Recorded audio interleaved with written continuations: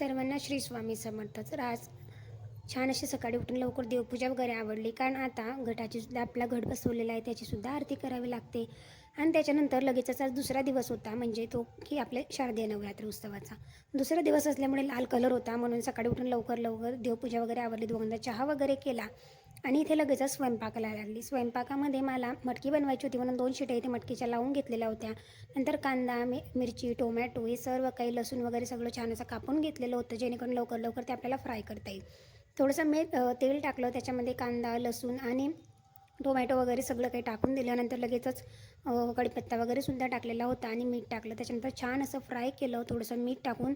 नंतर लगेच जे काही पावडर मसाले होते ते सुद्धा टाकून दिले, कारण खूप जास्त घाई होती म्हणून संपूर्णच लवकर टाकलं. त्याच्यानंतर किचन किंग मसालासुद्धा टाकलेला होता आणि लगेच मटकी वगैरे टाकून दिली. मटकी टाकून झाल्याच्यानंतर थोडंसं अगदी किंचित पाणी टाकलं, कारण ऑलरेडी ती शिजलेली होती. थोडंसं पाणी टाकलं, 2 ते 3 मिनटं फक्त शिजू दिली. लगेचच गॅस बंद करून घेतला. साईडला लगेचच गरमागरम पोळ्या बनवल्या, कारण मला आरतीलासुद्धा जायचं होतं आणि आता नवरात्री उत्सवाचे केंद्रामध्ये पाठसुद्धा चालले आहेत. इथे लाल रंग असल्यामुळे छान असा लाल ड्रेस घातलेला होता आणि आऊंनासुद्धा जायचं होतं दळण दळण्यासाठी. दळण दळायला गेले आणि मी पाठावून आल्याच्यानंतर छान असं लगेच थोडासा आराम वगैरे केला, जेवण केलं आणि इथे देवीच्या मंदिरात गेले होते, तिथेसुद्धा पाठ होते. तर असा होता माझा आजचा दिवस. थँक्यू.